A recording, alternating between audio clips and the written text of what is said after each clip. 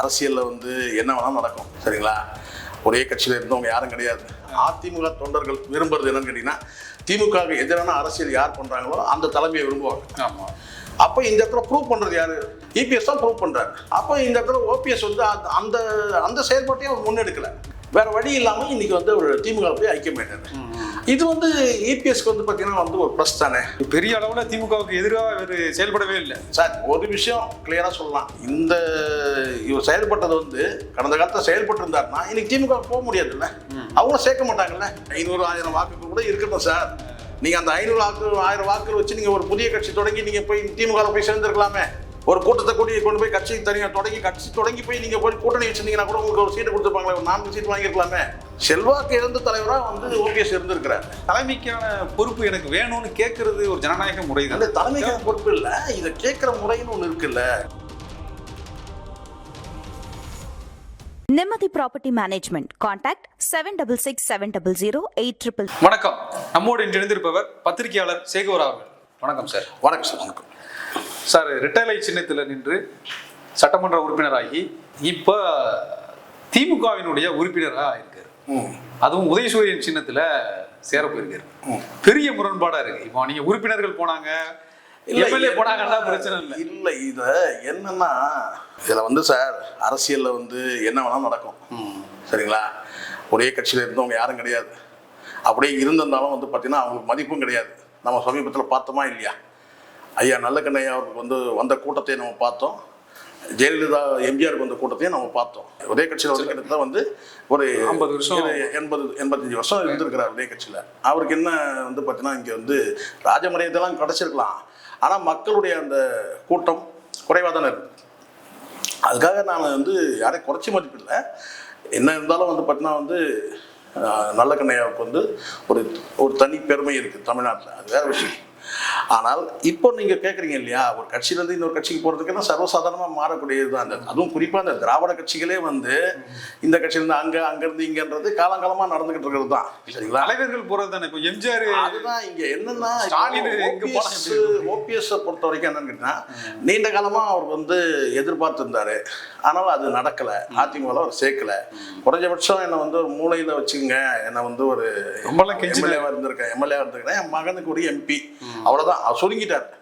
ஏன் கூட இருந்தவங்களாம் வேலைக்கு போனாங்கன்னா அவர் தன்னை சுருக்கிக்கிட்டார். ஒரு எம்எல்ஏ ஒரு எம்பி அந்த அளவுக்கு இருந்தால் போதும் எனக்குன்ற அளவுக்கு தான் அவர் சுருக்கிட்டார் அவருடைய இதை. பட் அது வந்து இபிஎஸ் வந்து ஏற்றுக்காததுக்கு காரணம் என்னென்னா, கடந்த காலத்தில் கொடுத்த தொல்லைகள், நிறைய வழக்குகள், இவரை யாரெல்லாம் இயக்குனாங்க, இப்போ இயக்குனவங்கெல்லாம் இவங்களை விட்டுட்டாங்க. மத்தியில் இருக்க பாஜக தான் இவர் வந்து இயக்குனதே. ஏன்னா வந்து இபிஎஸோட செல்வாக்கு குறைக்கணும். இதெல்லாம் மீண்டு அவங்க பண்ருட்டி அமைச்சர் தானே சொல்லியிருந்தாரு. ஆமாம், நீதிமன்றத்தில் போய் பல வழக்குகள் முறையாக வந்து வழக்காடி அதுக்கப்புறம் இவங்க வந்து சின்னத்தை பெற்றதாக இருக்கட்டும், அதுக்கு அடுத்து வந்து பார்த்தீங்கன்னா இவங்க பல வழக்குகளை வந்து தொடர்ந்து தொல்லைகள் நிறைய இருந்துகிட்டே இருந்தது தான். அப்படி கட்சி தலைமை இருக்குது. அது தலைமை தாண்டி வந்து பார்த்தீங்கன்னா வந்து இவருடைய கடந்த காலத்தில் இவருக்கு ஆதரவாக பேசக்கூடிய நபர்கள், புகழேந்தி போன்றவர்கள் பேசக்கூடிய வார்த்தைகள், இதெல்லாம் பார்க்கும்போது அதுக்கப்புறம் வந்து தலைமை கழக அலுவலகத்தில் உள்ள நுழைஞ்சி வந்து சூறையானது. ஸோ இதெல்லாம் இருக்குது இல்லையா? இதெல்லாம் வந்து பார்க்கும்போது மீண்டும் அவர் சேர்த்துக்கூடாதுன்ற நினைப்பு வந்து அந்த ஒரு முடிவில் இவங்க இருக்கிறாங்க. அதனால தலைமைக்கான பொறுப்பு எனக்கு வேணும்னு கேட்கறது ஒரு ஜனநாயக முறை தான். அந்த தலைமைக்கான பொறுப்பு இல்லை, இதை கேட்குற முறைன்னு ஒன்று இருக்குல்ல. கடந்த காலத்தில் வந்து நடந்த விஷயங்கள், பல விஷயங்கள் நீங்கள் பார்த்தீங்கன்னா வந்து ஒரு எப்போவுமே வந்து சில உரசல்கள்லாம் இருக்கும். சட்டமன்றத்தில் ஜான் பிரிஞ்சிருக்கும் போது சட்டமன்றத்தில் கலட்டெல்லாம் நடந்துச்சு. அதுக்கப்புறம் வந்து உனக்கா எனக்கான்ற அந்த யுத்தம் வரும்போது கூட பார்த்தீங்கன்னா ஒரு கட்டத்தில் வந்து ஜெயலலிதா பக்கம் எல்லாரும் திருமணத்துக்கு காரணம்னா இவங்க போய் இன்னும் திமுக கிட்ட போய் உதவியை நான்னாங்க.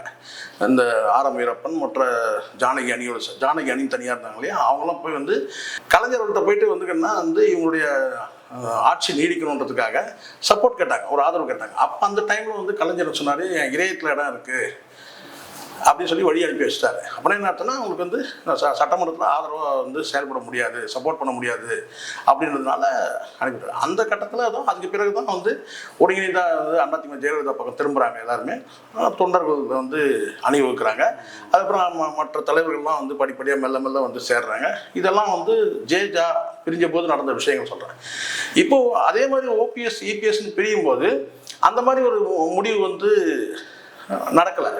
நீண்ட காலம் வந்து இபிஎஸ் வந்து ஒரு இழுபறியிலே தான் வச்சிருந்தார். ஒரு கட்டத்தில் 2017 ஒருங்கிணைஞ்சுலாம் இருந்தாங்க. அதுக்கு வந்து பார்த்தீங்கன்னா யாருடைய மத்தியஸ்தாங்கன்னு கேட்டால் பிஜேபியோட மத்தியஸ்தம் இருந்துச்சு. ஒரு கட்டத்தில் பிஜேபி வந்து இப்போ அதிமுகவோட சேர்ந்து கூட்டணிக்கு போகும்போது இபிஎஸ் ஸ்ட்ராங்காக வந்து என்ன சொல்றாருன்னா, நீங்க வந்து இந்த உட்கட்சி விஷயத்துல நீங்க தலையிடாதீங்க, இது நாங்க முடிவு எடுத்துக்கிறோம் அப்படின்னு சொல்லும்போது அந்த இடத்துல ஓபிஎஸ் வந்து நான் கேட்டால் தன்னுடைய பலத்தை நிரூபிச்சிருந்தாருன்னா பரவாயில்ல. தன்னுடைய பலத்தை நிரூபிக்காம அவருக்கு சப்போர்ட் இல்லை. ஆமா சப்போர்ட் இல்லைன்னு இருக்கிற ஒரு 10 வருஷம் இவர் வந்து சம பலத்தை காட்டிருக்கணும். தன்மையூர் தான் அது ஏதோ பண்ணி வந்து கேட்டால் வந்து அரசியல் வந்து பார்த்தீங்கன்னா நிலைப்பாடுன்றது வந்து பார்த்தீங்கன்னா ஆட்சிக்கு எதிரான நிலைப்பாடு இவங்க எடுக்கணும். கட்சியிலையும் வந்து பார்த்தீங்கன்னா வந்து இபிஎஸ்க்கு எதிரான நிலைப்பாடு எடுக்கணும். அது ஒவ்வொரு கட்டத்திலும் இவர் மிஸ் பண்ணதெல்லாம் உண்மைதான். ஓபிஎஸ் வந்து தன்னை பலவீனமான தலைவராக காட்டிக்கிட்டார், அது உண்மைதான். அப்போ இபிஎஸ் எதிர்க்கு வந்து கண்டெஸ்ட் பண்ண முடியல இவரால். அப்போ கூட இருக்கிறவங்களும் விலைக்கு போகிறாங்க பலவீனமாக போது. ஒரு கட்டத்துக்கு மேலே வேற வழி இல்லாமல் இன்னைக்கு வந்து அவர் திமுக போய் ஐக்கியமாயிட்டாரு. இது வந்து இபிஎஸ்க்கு வந்து பார்த்தீங்கன்னா வந்து ஒரு ப்ளஸ் தானே. அவர் ஏற்கனவே சொல்லிட்டு தானே இருந்தாரு திமுக வந்து உறவு வச்சிருக்கிறாங்க. இல்லை இதனால ஒரே ஒரு விஷயம் சார், அதிமுக தொண்டர்கள் விரும்புறது என்னன்னு கேட்டீங்கன்னா, திமுகவுக்கு எதிரான அரசியல் யார் பண்றாங்களோ அந்த தலைமையை விரும்புவாங்க. அப்போ இந்த இடத்துல ப்ரூவ் பண்றது யாரு? இபிஎஸ் தான் ப்ரூவ் பண்றாரு நாங்க திமுகவுக்கு எதிரானவங்க அப்படின்னு. அப்போ இந்த இடத்துல ஓபிஎஸ் வந்து அந்த அந்த செயல்பாட்டையும் அவர் முன்னெடுக்கல. கடந்த காலத்துல பெரிய அளவுல திமுகவுக்கு எதிராக செயல்படவே இல்லை சார். ஒரு விஷயம் கிளியரா சொல்லலாம், இந்த இவர் செயல்பட்டது வந்து கடந்த காலத்துல செயல்பட்டு இருந்தாருன்னா இன்னைக்கு திமுக போக முடியாது இல்ல, அவங்களும் சேர்க்க மாட்டாங்கல்ல. பா நீ என்னெல்லாம் பேசுனப்பா, நான் ஏன் சேர்க்கணும் உங்களை அப்படின்னுவாங்க. அப்போ இவர் வந்து இங்க ஒரு துண்டு போட்டு வச்சுதான் வச்சிருந்தாரு.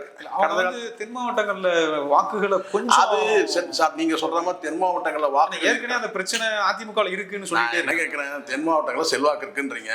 செல்வாக்கு இல்ல, ஒரு மைனாரிட்டியா நீங்க 500 வாக்கு 1000 வாக்கு பிரிச்சாலுமே 500-1000 வாக்குகள் கூட இருக்கட்டும் சார். நீங்க அந்த 500 வாக்கு 1000 வாக்குகள் வச்சு நீங்க ஒரு புதிய கட்சி தொடங்கி நீங்க போய் திமுக போய் சேர்ந்துருக்கலாமே.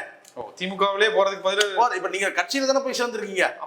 தனி கட்சி தொடங்கி இருக்கலாங்க. 500 பேர் நீங்களே சொல்றீங்கல்ல, ஒரு வட்டத்துக்கு 10 பேர் வச்சுங்க, ஒரு கூட்டத்தை கூட்டி கொண்டு போய் கட்சி தனியா கட்சி தொடங்கி போய் நீங்க போய் கூட்டணி வச்சிருந்தீங்கன்னா கூட உங்களுக்கு ஒரு சீட்டு கொடுத்துருப்பாங்களே, ஒரு 4 சீட் வாங்கிருக்கலாமே. ஏன் போல? அப்போ உங்க செல்வாக்கு இல்லைன்றதுதான் நிரூபணம். செல்வாக்கு இழந்த தலைவரா வந்து ஓபிஎஸ் இருந்திருக்கிறாரு. இப்போ நீங்க சொல்ற மாதிரி இப்போ இவருக்கு வந்து ஒரு 500 ஓட்டு இருக்கு, அப்போ வந்து சசிகலாவுக்கு இருக்காதா 500 ஓட்டு? அதே சமூகத்தை சார்ந்தவங்க தானே. இப்போ டிடிவிக்கு இருக்காதா? அவ்வளவுதான். அதனால நான் என்ன இவர் செல்வாக்கு இழந்தவர்ன்ற அதை ப்ரூவ் பண்ணி அந்த நரேட்டிவை உருவாக்குறதுக்கு கூட ஓபிஎஸ் நீங்க எடுத்துக்கலாம்ல, அனுதாப ஓட்டா கூட இருக்கலாம்ல. ஏன்னா சார் இது வந்து திமுக சாதகம் கேட்டா நிச்சயமா திமுக சாதகம். காரணம் கேட்டீங்கன்னா 50 ஓட்டு இருந்தாலும் கூட அவங்க சாதகம் தான். ஒரு வட்டத்துல வந்து ஒரு 50 ஓட்டு இருக்கு, ஒரு 20 ஓட்டு இருந்தாலும் சாதகம் தான். காரணம் கேட்டீங்கன்னா அந்த பிராண்ட் இருக்கு. இபிஎஸ்க்கு எதிரானவர், போட்டி அதிமுக, அதுல இருக்கிற வந்து முன்னாள் முதலமைச்சர், இந்த பிராண்டு தான் அவங்களுக்கு பயன்படுத்த தவிர ஓபிஎஸோட உண்மையான செல்வாக்கு என்னன்னு அவங்களுக்கு தெரியும். ஓபிஎஸ் உண்மையிலே வந்து இந்த முடிவு வந்து ஒரு கட்டத்துக்கு மேல என்னன்னு கேட்டா ஒருவேளை கூட இருக்கிறவங்க நீங்க போங்கன்னு கூட சொல்லிருக்கலாம், நான் கடைசி நேரம் பாக்குறேன்னு கூட சொல்லிருக்கலாம், அல்லது இவங்க கன்வின்ஸ் பண்ணிருக்கலாம் நீங்க எங்களோட வந்து சேருங்க, உங்களுக்கு இந்த பதவி தரோம் அந்த பதவி தரோம் கூட சொல்லியிருக்கலாம். அதே சமயத்தில் தேர்தல் நேரம் நெருங்கிருச்சு, நீங்க ஆரம்பிங்க போராட்டத்தை நாங்க பாத்துக்கிறோம்னு சொன்னவங்க கைவிட்டுட்டாங்க. இதான் நடந்தது. அப்போ வந்து இனிமேல் வந்து பாத்தீங்கன்னா வந்து மத்திய பாஜகவை நம்பி பலன் கிடையாது. வெளியில போன எல்லாருமே சொல்றது இப்ப கட்சிக்குள்ள பொதுக்குழுவையோ எதுவுமே சொல்லல. இப்ப சசிகலா எடுத்துக்கிட்டீங்கன்னா அவங்களும் எடப்பாடிய துரோகின்றாரு, இவரும் எடப்பாடிய துரோகின்றாங்க, செங்கோட்டையனும் எடப்பாடிய துரோகின்றாங்க. ஒரு கட்டத்துல சார், ஒரு கட்டத்துல ஜெயலலிதா அவர்கள் வந்து நம்ம எள்ளி நகையாடினவங்க, கேலி கிண்டல் சிரிச்சவங்க, வசைபாடினவங்க எல்லாரையுமே அவங்க ஒரு கட்டத்தில் வந்து என்ன செஞ்சுக்கிட்டா அக்செப்ட் பண்ணிட்டாங்க. காலில் விழுந்து அவங்களுக்கு வந்து 10 நாள் ஞானஸ்தானம் கொடுத்து அவங்கள தன்னுடைய ஆளுமையாக அவங்க வந்து ஸ்டாண்ட் பண்ணிக்கிட்டாங்க. அவங்களுக்கு வந்து அதுக்கு பிறகுதான் முதலமைச்சர் பதவி மேலே ஒரு வேட்கை இருந்தது. ஆனால் எடப்பாடிக்கு அப்படி பிரச்சனை இல்லை, முதலமைச்சராகவே இருந்துட்டு இப்போ வந்து கட்சியை வந்து தக்க வேண்டியது. இதுதான் வித்தியாசம். ஜெயலலிதாவுக்கும் எடப்பாடிக்கும் வித்தியாசம் என்னன்னா, அவங்க வந்து கட்சிக்கு பொறுப்பேற்று அதுக்கப்புறம் முதலமைச்சர் ஆகிறாங்க. இவர் முதலமைச்சர் ஆயிட்டாரு, அதுக்கப்புறம் கட்சி இவர்கிட்ட வருது, வெளியே வருது. என்னன்னா இங்க வந்து நீங்க தலைமை எடுத்துங்க அப்படின்னு வரும்போது சின்னம்மா காலில் விழுந்து அவர் வந்து தலைமை எடுத்துக்கிறார். வித்தியாசம் இதை புரிஞ்சுக்கணும் நம்ம. ஜெயலலிதாவுக்கும் வந்து எடப்பாடிக்கும் வித்தியாசம் என்னன்னா, அவர் வந்து முதலமைச்சர் ஸ்ட்ரைட்டா முதலமைச்சர் ஆயிட்டார். ஆனா ஜெயலலிதா அப்படி கிடையாது, தலைமையை ஏற்றுக்கணும் அதுக்கப்புறம் முதலமைச்சர் ஆகணும். அப்போ யாரெல்லாம் வராங்களோ வந்து அவங்களெல்லாம் வந்து மன்னிப்பு கொடுத்துட்டாங்க. ஆனால் ஒரு கட்டத்துக்கு மேலே அவங்களெல்லாம் கொஞ்சம் ஒதுக்கியும் வச்சாங்க. அதுக்கு ஆரம் வீரப்பன் சில பேர்லாம் உதாரணமாக நம்ம சொல்ல முடியும் இல்லையா? ஸோ அந்த வகையில் வந்து பார்த்தீங்கன்னா இபிஎஸ் வந்து என்னன்னா இவங்க ஒரு வைராக்கியமாக நிற்கிறார். சில பேரங்களில் கரெக்டாக இந்த கூட்டணி பேரத்தில் கரெக்டாக ரொம்ப கராராக இருப்பார் சார். நீங்கள் பார்த்துருக்க தேமுதிக ஏன் விட்டார்? கூட்டணி பேரத்தில் கராராக இருக்கிறாரு. அதே சமயத்தில் கொஞ்சம் ஸ்ட்ராட்டஜிஸ்ட் யாராவது ஒருத்தர் வந்து பார்த்தீங்கன்னா அவங்களுடைய வழிகாட்டுதல் வந்து யாரோ அங்கே இருக்கிறவங்க கொஞ்சம் ஸ்லிப் ஆகுறாங்க. அதனால தான் உங்களுக்கு வந்து அந்த மாநாடு வந்து கொடி அசைக்கும் போது சிக்னல் கிடைச்சிச்சு சொன்னது, இந்த 2000 ரூபாய் அவசரமாக அறிவிச்சது, 10,000 இதெல்லாம் இருக்கிற அதுதான் சொன்னேன். இப்போ 10,000 ரூபான்னு சொல்லி வந்து வேற வழி இல்லாமல் சொல்றாரு. இப்போ 10,000 ரூபாய் சொல்லி தானே ஆகணும். ஸோ இங்கே ஸ்ட்ராட்டஜிஸ்டோட ஏதோ பிரச்சனை அங்கே இருக்கு. ஆனால் ஓபிஎஸ் விஷயத்துல ஒரு கராரா நிற்கிறார். இல்ல இது வந்து இப்போ இவரு நீங்க சொன்ன மாதிரி தனி கட்சி ஆரம்பிச்சு அதுக்கப்புறம் கூட்டணி கூட வச்சிருந்திருக்கலாம். நேரடியா போய் உதயசூரியன் சின்னத்துல நிக்கிறது ஒருவேளை அதிமுகவை இல்லது எடப்பாடியை பழி வாங்கலா இருக்கு? அப்படியும் பழி வாங்கறது கிடையாது சார். அவரை பொறுத்த வரைக்கும் இன்னைக்கு இல்லை சார், எப்போ வந்துட்டார் சார். ஒரு 6 மாசத்துக்கு முன்னாடியே சொல்லி முடிவுக்கு வந்துட்டாரு. எனக்கு ஒரு மூலையில இடம் கொடுங்க, நான் வந்து எதுவுமே நான் கேட்க மாட்டேன், ஒரு எம்எல்ஏ பதவி கொடுத்தா போதும், நான் வந்து என் மகனுக்கு ஒரு எம்பி பதவி கூட வெளிப்படையாக கேட்டாரு. அதனால வந்து அதுக்கும் அவங்க சம்மதிக்கல. அதுக்கு காரணம் என்ன, வழக்கெல்லாம் நடத்துறது சி சண்முகம் வந்து வழக்கு நடத்தியிருக்காரு. அவங்களுக்குலாம் வந்து எப்படி இருக்கும், கொஞ்சமா நீ அலைய விட்ட எங்களை, நாங்கள் எவ்வளோலாம் கஷ்டப்பட்டோம், வழக்காடுறதுக்காக நாங்கள் எவ்வளோ செலவு பண்ணுவோம், அலைச்சல் எவ்வளோ கஷ்டங்கள் வந்து பண்ணோம். அப்படி இருக்கும்போது கேட்டால் இன்னொரு பக்கம் வந்து அவங்க செய்தி போகாமையா இருக்கும். திமுக தரப்புல வந்து இவர் வந்து ஒரு லிங்க்ல இருக்கிறாரு, தகவல் போகாமல் இருக்காதுல்ல. அப்போ இங்கே வந்து ஒரு விசுவாசம்ன்றதும் இல்லை, தலைமைக்கு விசுவாசம்ன்றதும் கிடையாது, கட்சி விசுவாசம்ன்றது கிடையாது. ஒரு பக்கம் நீ திமுக பக்கம் பேசிட்டு இருப்ப, இன்னொரு பக்கம் உன்னை தூக்கி வந்து கட்சியில் சேர்த்துக்கணுமான்ற அந்த இது வரும்போது அவங்க உறுதியாக நின்றுட்டாங்க. அவ்வளோதான். இதில் சொல்றது வேற ஒன்றும். அதிமுகவுக்கு கொஞ்சம் இழப்பு இருக்குதான் செய்யுது. அதிமுகவுக்கு இழப்புன்றது வந்து சார் இப்போ இப்படி பாருங்க, இபிஎஸ்க்கு மகிழ்ச்சி. ஏன்னா ஒட்டுமொத்த வந்து அதிமுகவும் அவர் கைவசம் இருக்கு. இனி வந்து யாரும் வந்து அச்சுறுத்த முடியாது, அதிமுக மீட்கிறலாம் யாரும் சொல்ல முடியாது. இப்போதைக்கு புகழேந்தி மட்டும்தான் சொல்லிட்டு இருக்கிறாரு. அவர் ஏதாவது ஒரு நல்ல ஒரு ஹாஸ்பிட்டலை சேர்த்துருவாங்கன்னு வச்சுங்களேன். இது இப்போதைக்கு அவர் மட்டும் தான் சொல்லிட்டு இருக்கிறாரு. அவர் ஒரு நல்ல ஹாஸ்பிட்டலை சேர்த்து அவர் ட்ரீட்மெண்ட் ஆரம்பிச்சிருவாங்க. சரிங்களா, அவ்வளோதான் அவர் கதை. ஸோ இப்போ வந்து இனி யாரும் வந்து அதிமுக வந்து எனக்கு தான் சொந்தம்னு சொல்ல முடியாது. அது ஒரு வகையில் வந்து இபிஎஸ்க்கு வெற்றி. அதே சமயத்தில் அதிமுக இழப்புனா ஒரு கணிசமான ஒரு 1/2% இழப்புன்றவன்னா சொல்லலாம். ஐயோ ஓபிஎஸ் போயிட்டாரு, அது பெரிய சரிவு அப்படி கிடையாது. அவங்களுக்கு அந்த 1/2%, யாருக்கு அந்த 1/2%ன்னா டிஎம்கேக்கு அது அவங்க கொஞ்சம் ஸ்ட்ரென்த்து. காரணம் என்னன்னா அவங்களுக்கு 2 சிக்கல். ஒன்று, காங்கிரஸ் கொடுக்குற நெருக்கடி, அதை எதிர்கொள்ளணும்னா இந்த பார்த்தீங்களா நீங்கள் கிளம்புங்க, இந்த ஓபிஎஸ் வந்துட்டாரு, நாங்கள் பார்த்துக்குறோம், நீங்கள் கிளம்புங்கன்னு சொல்ல முடியும் காங்கிரஸை. இன்னொன்று விஜய் வந்திருக்காரு.